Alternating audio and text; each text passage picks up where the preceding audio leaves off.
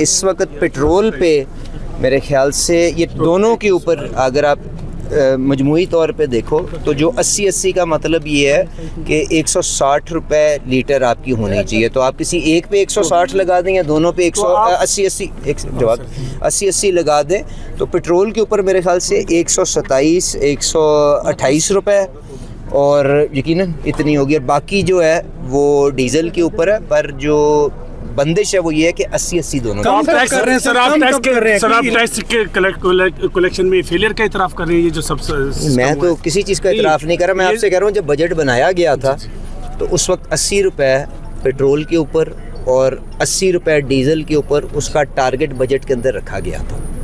उसके मुताबिक आज भी ली जा रही है। और वज़ीर आज़म साहब ने जब यकीनन बीच में कीमतों का बहुत बड़ा इजाफा आया था तो IMF से वक्ती तौर पे गुंजाइश ली थी, उसके बाद उसको बहाल करना था। क्योंकि एक चीज़ जो इस तकलीफ़ से भी बढ़ के हो सकती है वो ये है कि अगर खुदा न खास्ता मुल्क दोबारा दिवालियापन की तरफ 22 की तरह चला जाए, क्योंकि अगर IMF का प्रोग्राम ख़तरे में डलता है तो उसके नताइज हमने देख चुके हैं 22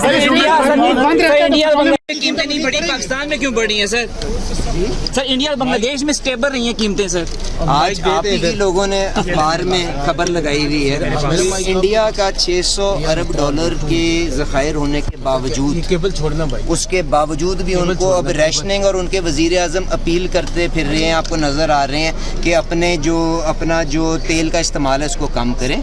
तो हमें अपनी चादर अपने वसाइल देखते हुए जो बेहतर हमने हुकूमत ने फ़ैसला किया, रियासत ने फ़ैसला किया, उसको आगे लेके चल रहे हैं। और लोगों को यकीनन कीमत की वजह से तकलीफ आई है, पर दस्तयाबी या किसी जगह रैशनिंग या कोई और मसला नहीं।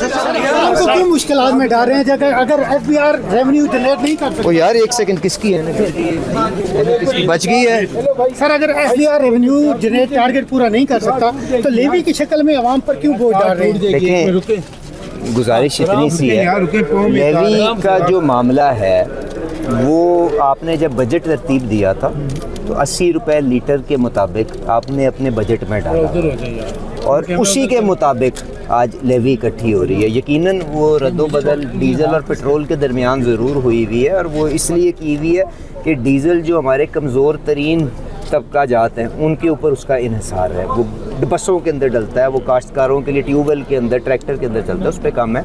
बाकी जहाँ तक FBR के क्या इस्लाहात हो रही हैं उसके लिए तो फाइनेंस मिनिस्टर या रेवेन्यू मिनिस्टर से पूछना पड़ेगा ना।